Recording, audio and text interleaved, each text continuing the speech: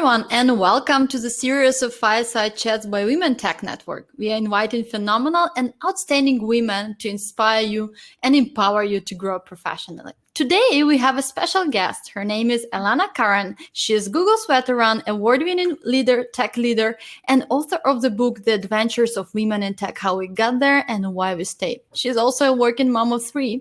She has spoken at conference and summit on technology, leadership, diversity, equity, inclusion, talent, and innovation. She was also one of our speakers at WomenTech Global Conference 2020. Hi, Alana, and welcome. Hello. Great to have you with us. Great to be here. Thanks for making time for us. And for everyone who is tuning in, feel free to ask your questions in the chat or comments, depending on where you're joining us from, Hopin or YouTube or Facebook. And whenever you hear something that resonates with you, please do let us know in the comments. So let's get started. Alana, so my first question is what provoked you to write The Adventures of Women in Tech, How We Got There and Why We Stayed? How long did it take, this writing journey? And maybe share with us some expectations versus reality moments. Would be interesting to get to know. Oh, okay. That's an interesting add-on. I've been at Google 19 years, but at the time that I was having this sort of moment a couple years ago where I had just had my 17th anniversary at Google. And that had all happened rather organically. I was on my 4th different job at Google. It had made sense at the time to keep staying. There were great opportunities. I loved working there. But then I was at 17 and I was like, what am I doing with my life? Like, what's next? What haven't I done that I've really wanted to do? And one of those things was writing, which is something that I'd really loved doing when I was young, but as work took over, I hadn't really had time for it. So I started to just write some articles on LinkedIn about my experience at Google, what I'd learned along the way. And the reactions to those were very encouraging, but it also made me think about how there wasn't a lot of content out there for essentially all of us in the middle, right? A lot of the times what is out there is about the people who've gotten to the tippy top, CEOs, COOs, which is awesome, but also not always relatable. At least that's what I was feeling and what I was hearing from other women. And then there's also the people who are having terrible experiences in tech, which I feel really badly for, but also wasn't the experience of me for the most part over the years and a lot of the women that I spoke with. So I was really interested about that middle and how we were navigating having meaningful careers in tech. So that's what and in this, because I'd always wanted to write and I'd always fancied writing a book, once I had the idea, I was like, I know women, I'll just go do it. And so I think that in this sort of reality versus expectations area, it's totally doable if you're thinking about writing a book.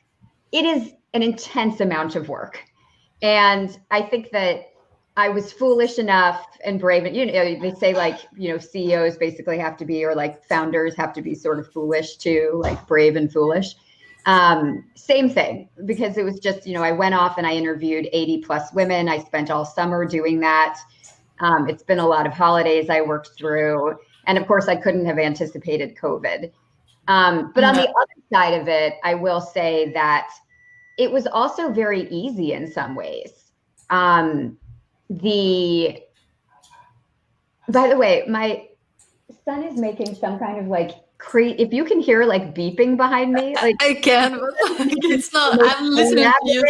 It's the most elaborate deal he's ever made with beeping, and anyway, it's fine. Okay. He's 11. Go for it. Let him go ahead. Yeah. No worries. Please continue. So you started sharing that you spent the whole summer, right? Yeah. There was so much support. I didn't know anything about the publishing industry. I had to ask just go to a lot of people in very loose contacts and say, I don't know, you wrote a book, tell me what I should know. And there was just a ton of support for that. So that was really amazing to see. And there's just a lot of online resources now and a lot of free ways to do stuff. You know, I wrote the whole book in Google Docs. I didn't do it in special software. So there's a lot of things out there that kind of support this journey.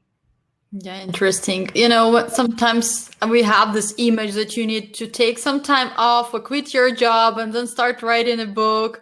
And like, otherwise, when will you find time, right?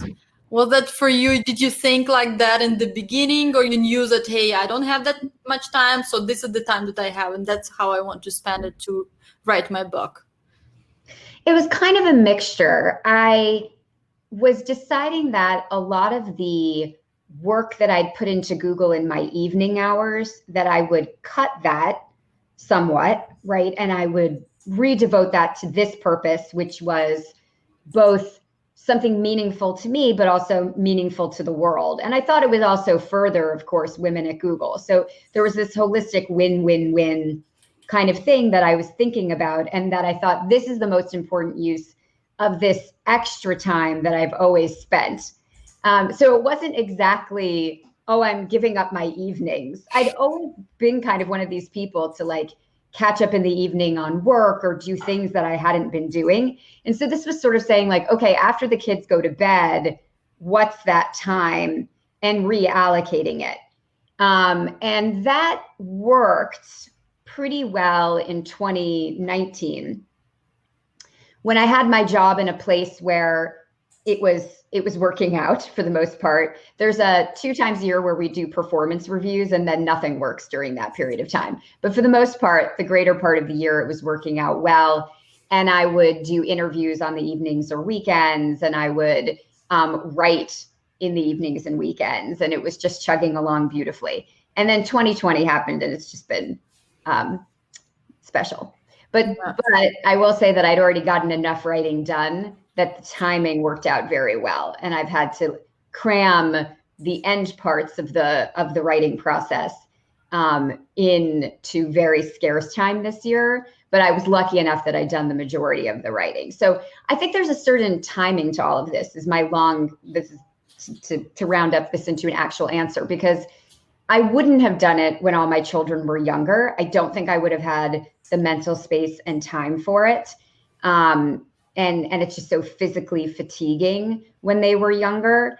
It wasn't a coincidence, I think, that my youngest was, 3, 4, and kind of like sleeping through the night and coming through all of the intensity of those younger years. So I think kind of looking at it strategically, like, how is your job right now? How is your home burden? All of those types of things come together, but make it workable. And I think also you can take as long as you want on this. You can write articles first if you want, right? Like, there's no rule to it. And I think sometimes we get kind of really stuck thinking it should be a certain way. Yeah, absolutely. I mean, that sometimes stops us from doing it. Coming to the topic that you briefly mentioned, that you're actually a mom of 3. As a working mom myself, I find it super difficult at some moments to get through challenging situations. How do you manage? Did you manage and still managing it to be a good mom and to be a good professional and actually writing a book?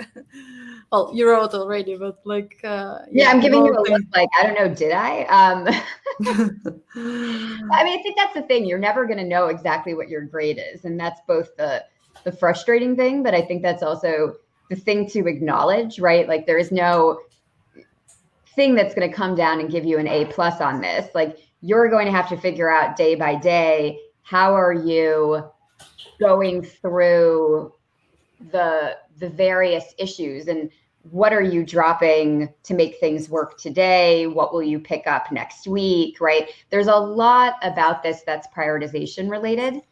That's, I will prioritize right now parenting because it's 2020 and they are home, and I will fit these things on the side. And in a year or 2, I will, accelerate my trajectory on my career, or same thing because my kids are young, or now they're in middle school and they're off to the races. And so now I'm going to turn my gaze back to these hobbies that I never had, right? To me, it's very much about phases, not about having it all at once. but how are you nurturing yourself over time? And then there's a lot of self-care, right? Otherwise I get very frustrated and I yell at the kids, right? Like I personally need my quiet time. I need to do yoga at least a few times a week. It was hard during the fires because I couldn't get outside, which is another important thing. Like I'll garden or do something to get quiet. And so I think there's really thinking through all of that. But I also just think there's times where it's not going to be possible, where you're going to have 2 under 2 and you're frankly surviving for the most part. And I think that that's okay. And I think we should stop putting pressure on each other for like Pinterest perfect birthday parties or, organic homemade baby food or whatever it is that over time I think we've added on. Yeah, I think social media really can create this perfect picture of everything that everyone is doing so perfectly well except you, right? And sometimes when especially your energy level is super low and you're not performing your best. So yeah, I do agree with you that it's about phases. And one of the women in tech you interviewed shared that it felt like they expected me to work like I didn't have a baby, and to raise my baby like I didn't have to work.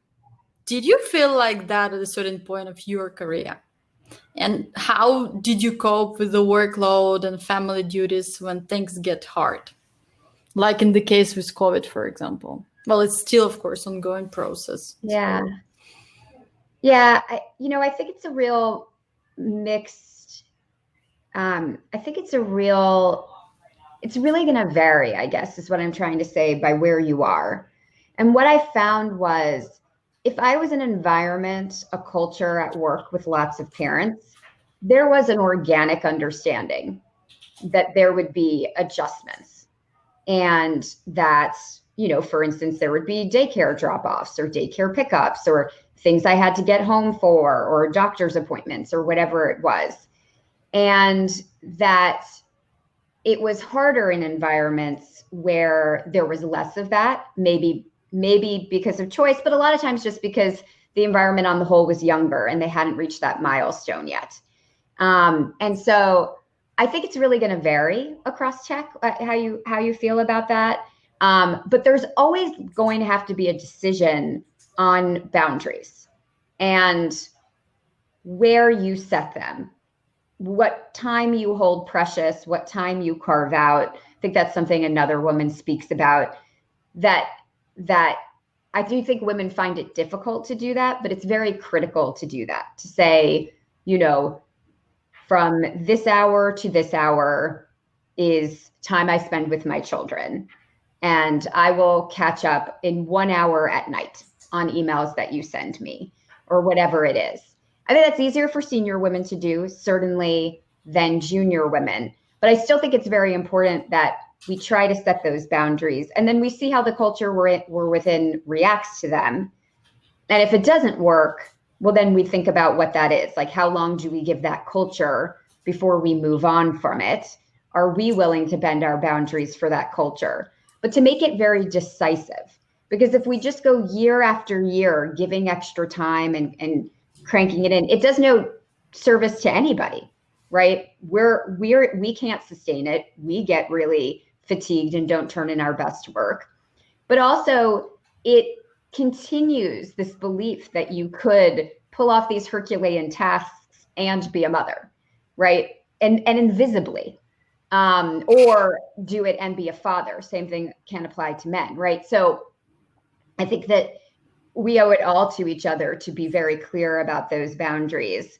And if it's not working in the culture that you're in, those are some thoughtful questions about, how important is it then to stay there, or stay in that job, stay in that team? Is there a more supportive environment for you as a parent?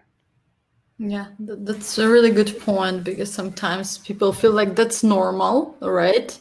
to work overtime or to spend more time just to prove that you're good enough, just to prove that you're enough, you're a good specialist. And that's what you're telling when it comes to junior women who like maybe earning the reputation in a company. So it's a good question to ask yourself, is it the right culture for me? Am I growing here? Am I feeling good? Am I feeling that I have in some personal life as well, not just my work all the time, right?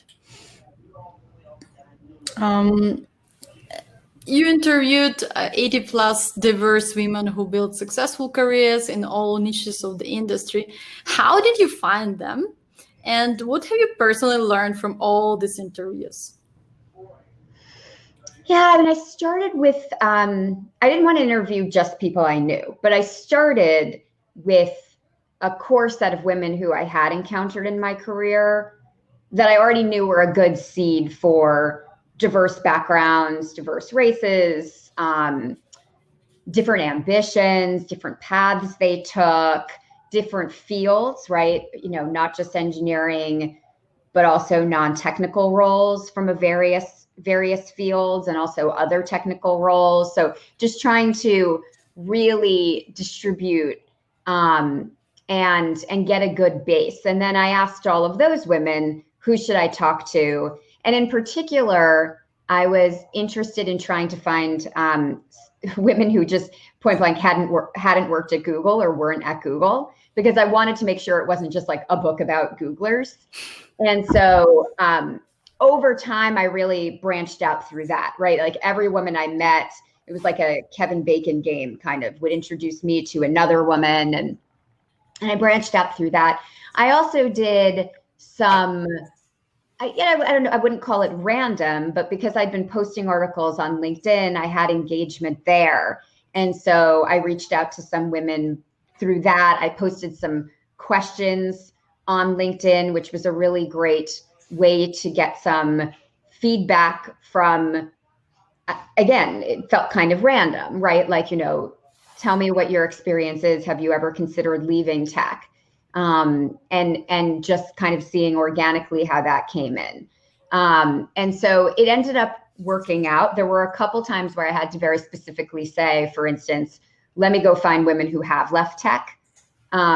Because one of the things I learned along the way was that you know, there's all these articles about women leaving tech, this risk of women leaving tech. But when I spoke with, you know, I was probably through 60 some women, most of them weren't they weren't going to immediately leave. They weren't thinking about walking out of the door. And so I had to specifically go find some, because I wanted to represent that why we left in the book. And so I think that overall, and I mean, you read the book. I think that for the most part, I was trying to really get into like the stories of the women and how they experienced it. So we had more examples, and we all felt like, okay, then it's okay that we're different and we do belong. So there wasn't necessarily a major aha that I was, or a major thesis that I was trying to prove or not prove in the book. It was really very much this belief that we weren't seeing a diverse set of stories and wanting to fill that gap. But I did over time, I feel like, debunk a little bit why women leave tech. Because the initial observation I made was, oh, how interesting it is that when I ask people why they join tech, almost as if they rehearse it, they say the exact same thing, or the exact same set of things. They talk about wanting to change the world, by being inspired by the technology and what it could do, loving the people, loving the flexibility that it afforded, and wanting to change the world. Very much like doop, doop, doop, doop, doop. Check, check, check, check, check. And so it was interesting as I interviewed women and talked to them then about why they would leave tech or why they did leave tech, that it was very much the inverse, right? If we're not inspired, we leave. If we don't feel like we can change the world anymore, we leave. If we get trapped in a situation where we don't have a supportive manager, we don't like the team, right? We leave. And maybe we don't leave tech, but we leave that situation for sure. And so I felt like the articles often are kind of like, oh, why is this happening?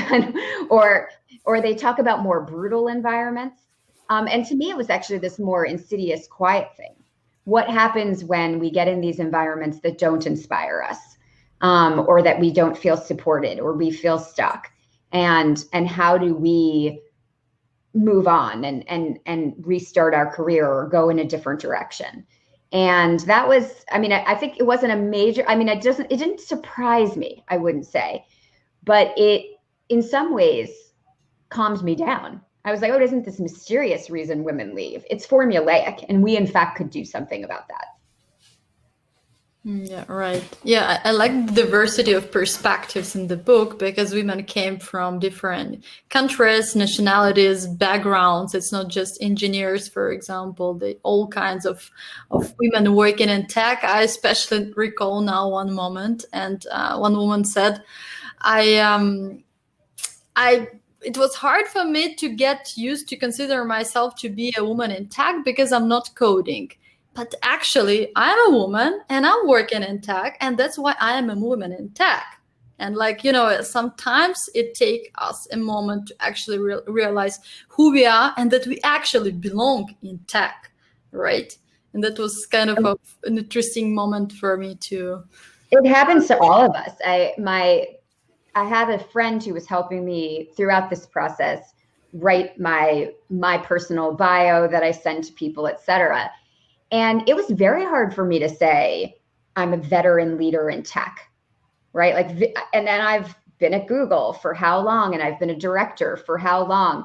But I have a BA in history. I never thought I would go down this path. I started off in customer service, and I built a career in operations throughout my career. And now I'm in program management, which is very much within the technical space. But the way that it happened, like, to me, there was always this like person that I thought of as that woman tech leader, and it wasn't me. And so I think that it is really interesting. When do we go through that journey, and could we speed that up? Could we all feel like we belong in the room earlier, that we belong in the company, that we are in fact tech leader earlier? Because then I think it would really speed up all of these things that we ultimately do, and really change the spaces that we're in if we can recognize that and see that earlier. Yeah, that's why we need more stories like in the adventures of women in tech, because I think they're truly inspiring, and more women can say, hey, well, actually, this is similar to my journey, and she's in tech and she feels good about it, right? And this what I did really love about the book. One of the aspects, so to say. Also, in your book, you share the importance of having a sponsor, and we recently talked at our WomenTech Mid-Atlantic conference about sponsors and having a sponsor, and that it was very interesting that you mentioned like two most important sponsors in your life, and one of them was Sheryl Sandberg, and you mentioned that during that time she was not that famous. She was your boss at Google. And after she left, were you thinking of leaving Google, and what kept you going? Yeah. And in general, I talk a lot in the book about finding support, and it can come in a lot of, it can come in lots of ways, not just a sponsor. It could be a mentor. It could be a coach. Yeah. It could be friends. It could be family. It could be just a group of women that you regularly meet with. It could be online. So I think that at the time where this happened, it was interesting that I didn't have that many of those things. And so it felt very intense when the sponsor left. But yeah. At the same time, I was in a really successful at the time role. I had a lot going on. I was building a team. And so I was still really inspired and interested in what I was doing. And it didn't really interest me that much to go somewhere else and start over. So I think that it could have hit at a different time, and I might have been more interested. I think I was also at the time really interested in, well, who am I when I'm not being sponsored by this amazing woman who's, very, very pivotal in my career, but also very influential. And so I was kind of like, okay, well, who am I now? What kind of leader do I want to become? Now I should start sponsoring people. And so it was an interesting kind of, it definitely, it wasn't something I didn't think about, but at the time it wasn't right for me. And I ultimately decided to stay. And it was in fact difficult. I talk about that in the book, kind of starting over, especially because a lot of people who knew my work did leave over the next years.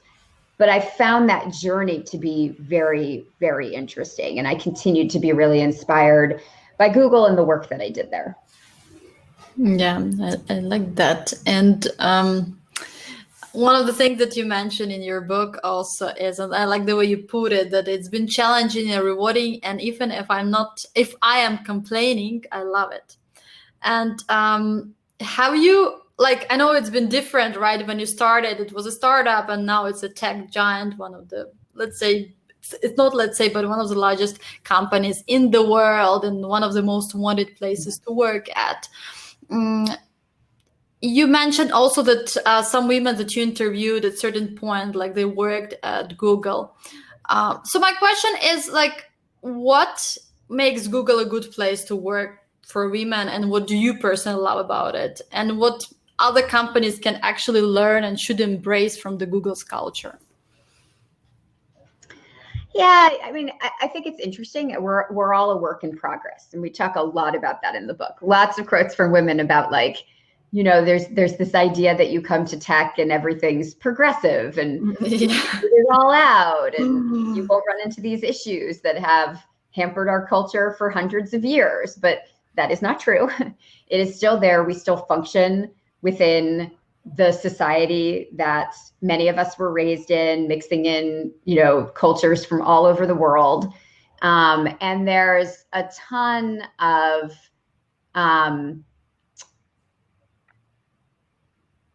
just work that remains, just a ton of work that remains, I think, in making it a truly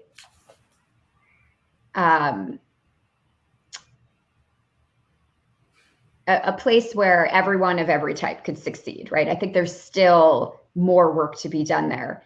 What I found really interesting at Google, and I think other, and a woman points out that in the book that it tends to be more in larger tech companies that can fund the positions to really think about this and make progress and change HR practices and all of that type of stuff. But what I find interesting in these environments is how hard we're trying. And so when I started at Google years and years ago, there was already this belief in a very pure democratic meritocracy. And it wasn't meant to hold anyone back. We just had no idea that there were unconscious biases. It was not something talked about. And so for years, people thought, oh, we're being entirely fair, right? Because it's all your work. Yeah. And it's not that you're friends with this person or you're, doing flashy stuff. It's all entirely based on your work. And over time, we became much more aware of, oh no, there's all these things built in by the societies we grew up in that mean that we favor someone who looks like that type of leader, that we favor that type of work because we believe it's more impactful, that we react differently to people who speak strongly based on what we expect of them, right? Like all of these types of things that come in. And so that was a huge progress, and Google really embraced it. And then you see us now embracing a lot about racial injustice and what that means. And so I think that that's really why it makes it a great environment, not because everything's perfect. And in fact, there are stories coming out of tech all the time of places where it's not imperfect, including Google, but that we continue to progress and we continue to try and we continue to evolve our practices in trying to reach that. And that means your manager has gone through training courses on unconscious bias and on how to do performance management equitably. And so you have that basis, right? You have that expectation, you have that language that you can talk to your manager about, and that managers are speaking about with other managers. And that's really important, I think, because otherwise it's a little bit of a roulette, like who gets the good manager, who gets the bad manager.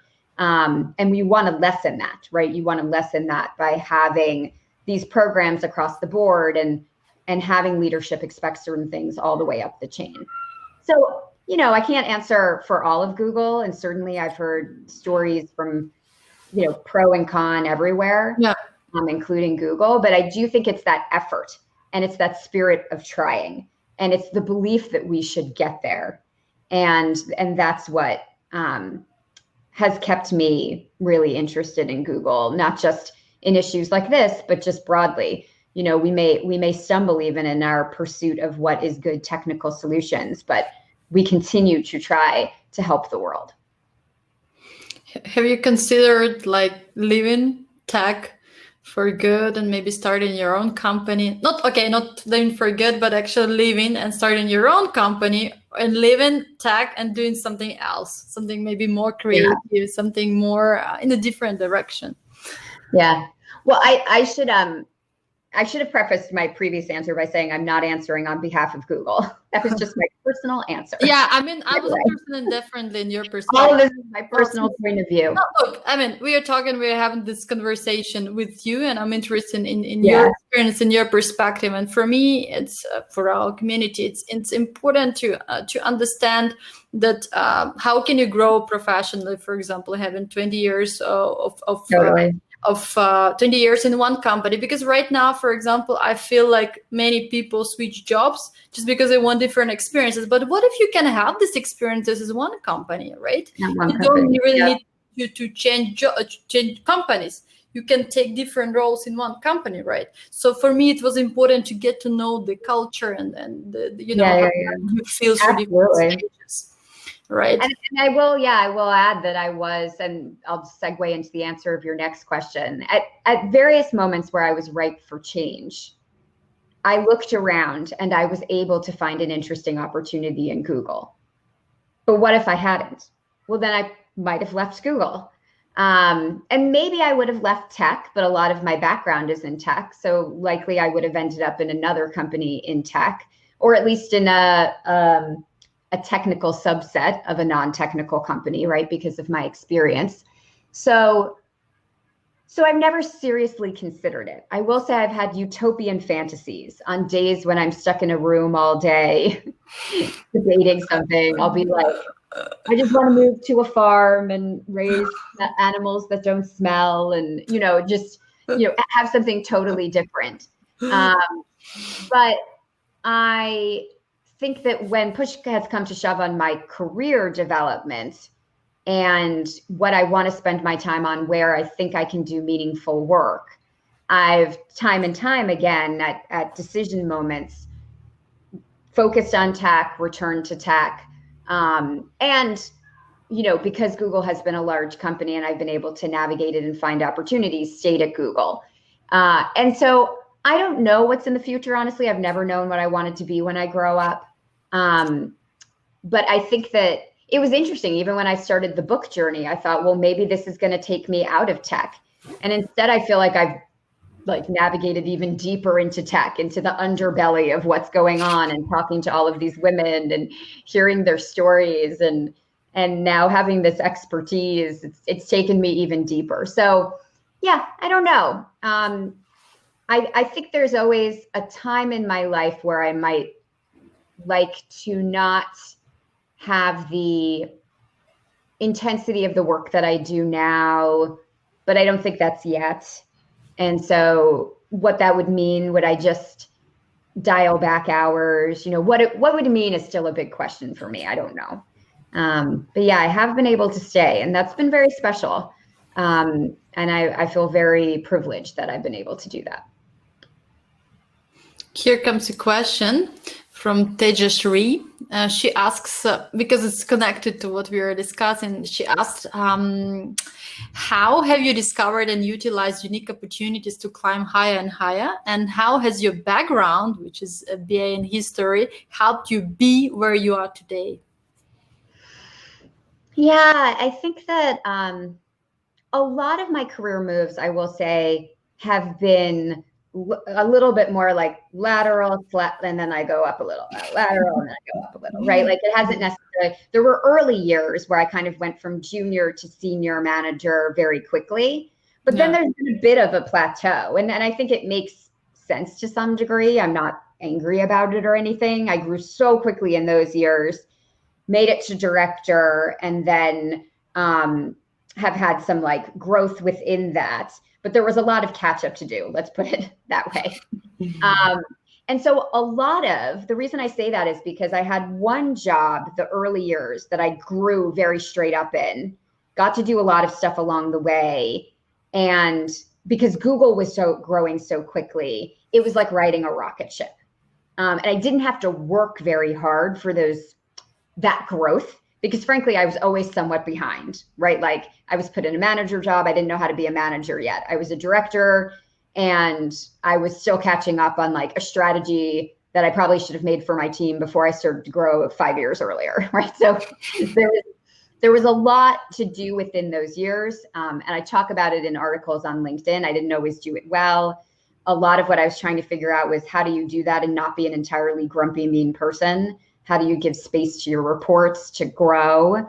How do you become an excellent leader and manager? So a lot of that stuff that we think is, I think, hidden, but key to our career success down the road was a lot of what I was doing in those years.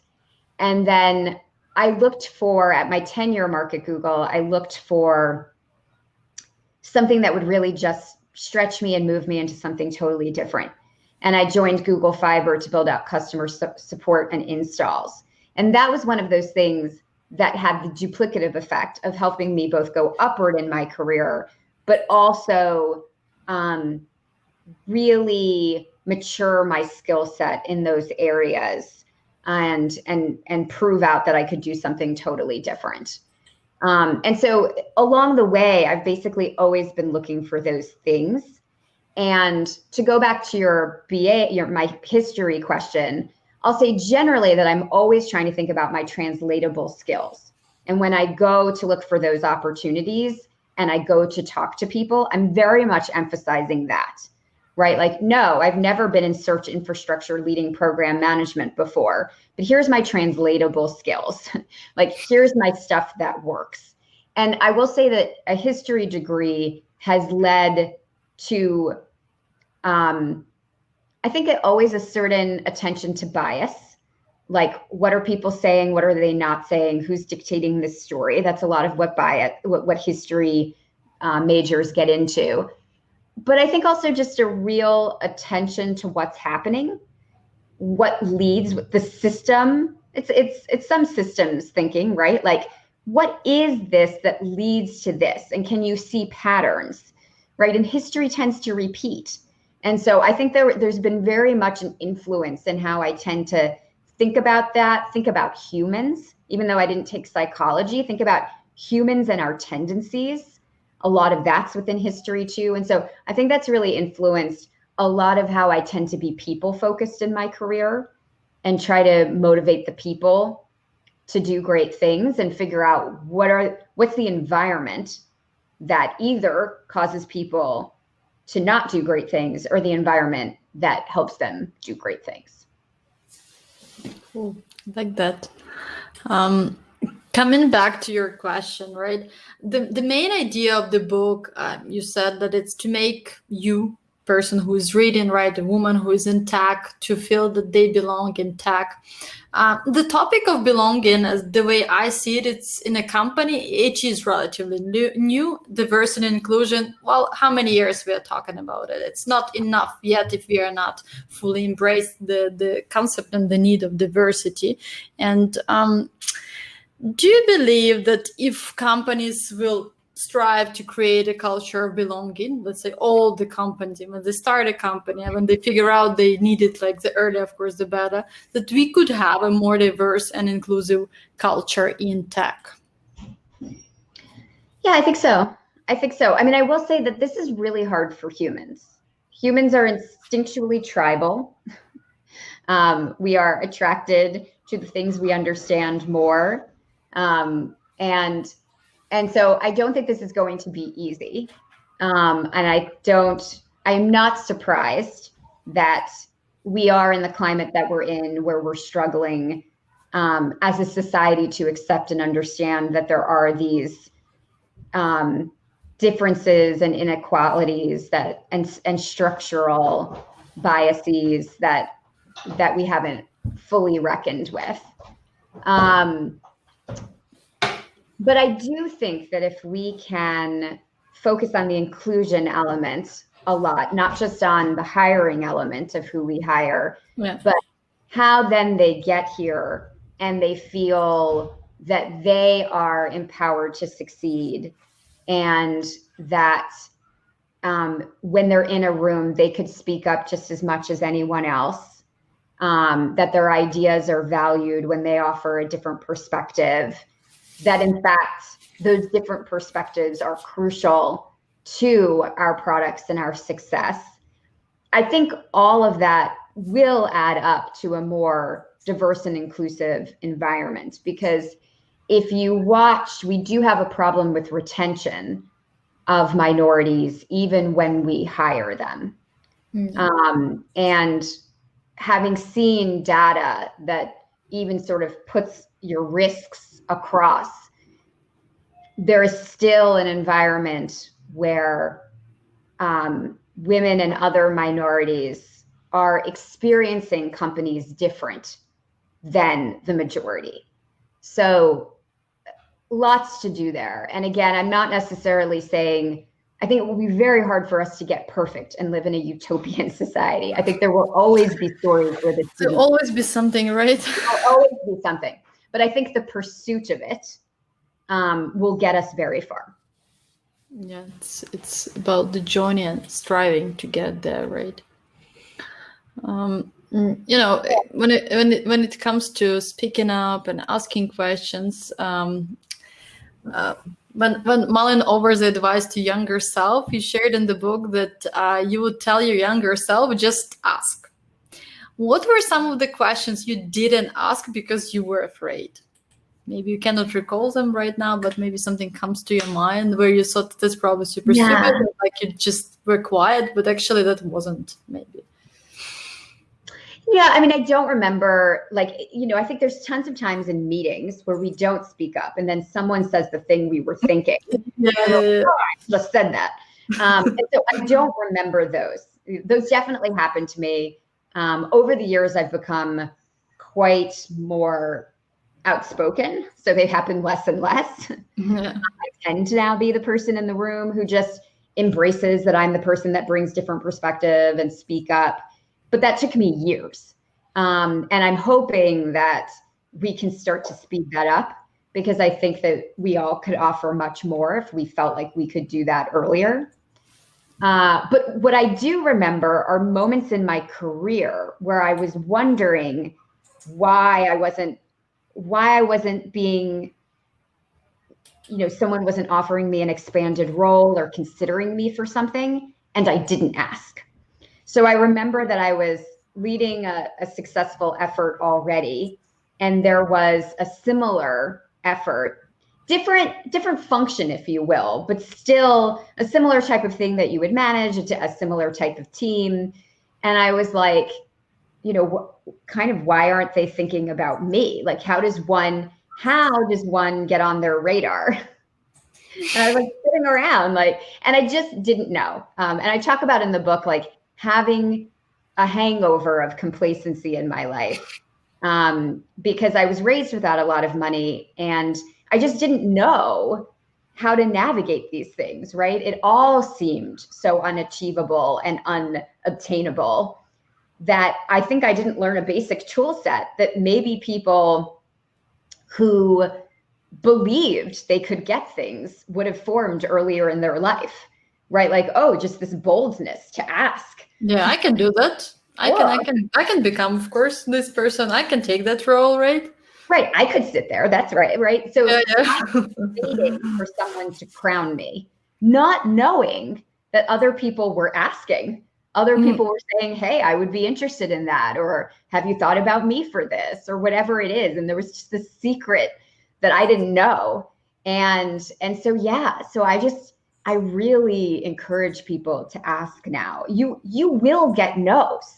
Yeah. But even those no's could be, no, but good that you're on my radar for later, or no, but here's something you should know that would help you get there, or Exactly. no, but you should know this about you, right? Like some developmental feedback that is holding you back from getting there, and you should know that earlier. And so I can't emphasize it enough. It's a whole chunk in the book. Yeah, you like while what you're not asking, you don't know what the reason might be, but what if they say yes, actually, why not you, right? Right? Why not? And they just didn't know you were interested. They didn't know that Exactly. that was Like people don't read minds, right? Like this is just because someone asked, they got it. That's true. And I like the point that you added this in the book in general. We have many questions. I will select the most interesting ones. Before we go there, maybe let's talk about success a bit, and what does success mean for you? And do you consider yourself to be a successful person? I do consider myself to be a successful person. In part, I've considered myself successful for years, because I'd grown up without a lot of money. I got a BA in history, and I spent a lot of time in school, like doing creative writing. I did not think I would make any money. And I was not on a career path of any kind. And so that I became interested in technology and made this path for myself.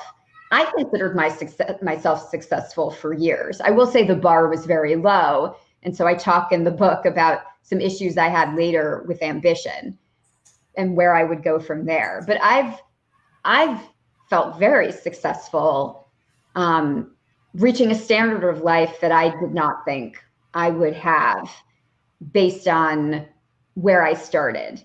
And I think that has fueled a lot of contentment in my life. I clearly need security based on how I grew up. Like I clearly need to feel secure. Like there's definitely times where my husband has to work really hard to convince me to spend money on something, because I'm still like, no, let's just hoard it. It's great. Let's bid on it. It's awesome. And so like every time he's like, like we have 3 kids, we're outgrowing the house or whatever. Like it has to be like a gentle conversation with me or whatever it is. So I think there are some cons underneath that, but I have felt generally successful. And I do think that it's our definition, right? If at different times I decided to believe in other people's definition, that I should be a COO, or I should be a CEO by now, or I should follow that specific path, or, I should have made X money by X age or whatever it is, then I wouldn't feel successful. And I do think we have to gut check that, right? What do we really want? What is our definition of success? And how are we focused on that? And I have to continually recommit to that. Like there will be times where I see someone else get this job, or someone else get that promotion, or someone else, now get that leadership position in the company. And then I have to say to myself, wait, did you even want that? Why are you jealous? Like why are you reflecting this back on yourself at all? Like, what is that? You don't even want that job. And so it's not something that I think anyway, at least with me, I haven't been able to just have this golden moment and never revisit it. It's a continual revisiting of what do I want? What do I want to pursue? And that led me down this path of a true journey for me of writing this book. And I think if I'd been distracted by other things, I might have gone down a very different path and been less fulfilled potentially. I mean, who knows? Following other people's definitions of success, not my own. Okay, you thought of quitting writing the book at any moment, or you were just 100% on it that like, I'm going to get this done? No. Yeah, once I had the idea, I was just like, this is so needed. Yeah. For context, there are so few books about women in tech that I'm already on the first page of results on Amazon, right? And I've like not sold that many copies yet. So like it's that needed of an area. And once I had the idea, I was just totally into it. There were times I struggled, absolutely.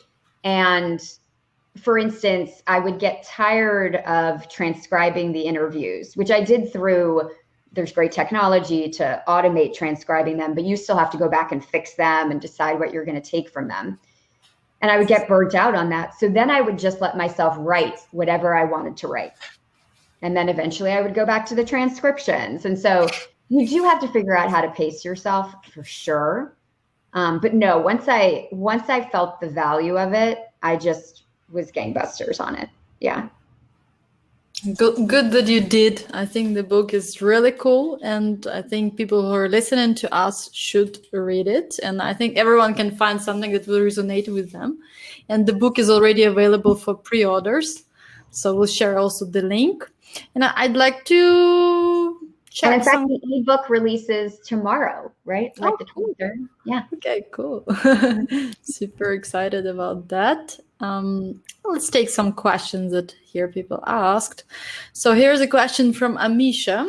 How to deal with the situation where someone tries to demotivate you on every small step of your job?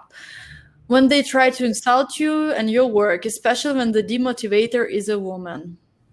Yeah. It's very interesting. I have a whole chapter in the book about what is this dynamic with women, and why women might not help women, and how do we think about that, and why is that happening? And of course, how frankly, we should help each other, because that's the only way we get out of a zero-sum game where it feels like we're competitors. Listen, people have issues. I mean, who knows why this person is doing this? But the question for you is, is there anything you can do about it, right? Like, do you want to try things? Have you already tried a series of things to try to change that situation? And how long will you do it for? So, you know, a lot of times we don't want to quit. We feel like we owe it to ourselves or the culture or other people to stick it out. And I think that that is true, but it's true for a period of time, right? It's true for 3 months. It's true for 6 months. It's true because maybe you want to get that next promotion. But it's not true forever, right? We have value and we are worth more than staying in that kind of situation. So I think there are things you can try. Talking to the person directly, talking to others to try to understand what might be going on. Getting advice from a coach on, I'm getting feedback on this, how would I pursue it, right? Telling a manager and discussing it with a manager. Just telling the person it's not cool, right? Not even trying to have a discussion. Be like, hey, lay off, that's not cool. There's different things you can try, but again, how long? And I would put a timeline on it. And if it's not better, I would then think, am I switching teams? Am I reporting this person to HR? Am I leaving the company because the company has this going on? That's why it's acceptable and why this person's allowed to continue to do it. Because then you feel in control is the important thing. I think when we stay and we put up with it, we feel smaller and smaller. We don't feel in control and it hurts our careers. But when you say, okay, 3 months, I'm going to try these two, because that's what I held up. I'm going to try these 2 things. If that doesn't work, then I'm going to do X or Y. You're in control and you can leave or whatever you do next with your head held high because you know you did what you had to do. Thank you. What advice would you give to women who have had to take a career break due to personal reasons and are looking to rejoin the tech industry? Yeah, we talk about this a little bit in the book too, although it's through stories more than like huge advice or anything. I think that it can be difficult to come back because I think sometimes there is some, critiquing of that break. I find what tends to help is that people start to take on things, whether it's projects, whether it's freelance work in the area that they're doing, a little bit of contract work, that helps them. So now it's band class for the last few minutes, you're going to hear band class for my son. To start to rebuild up that resume and to have some recent things on there, whether they're paid or not. Sometimes people have been doing, by the way, very relevant things during their break, right? Whether it was volunteer work with the school or coaching on the side or whatever it was. And so for those things, I would think about what are the translatable skills and how can you still show those on your resume. I think cast a wide net in looking for an environment. You want to find an environment that would be supportive of that. That's like, that's cool that you took a break and, let's get you back in, right?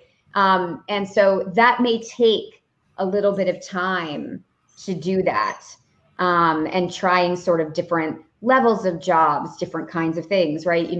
If you left and you were a manager, you may have to first start back as an IC, individual contributor. Sorry, that's Google language. I have no idea if it translates. So individual contributor, right? Like someone who is reporting to someone, not managing people yet.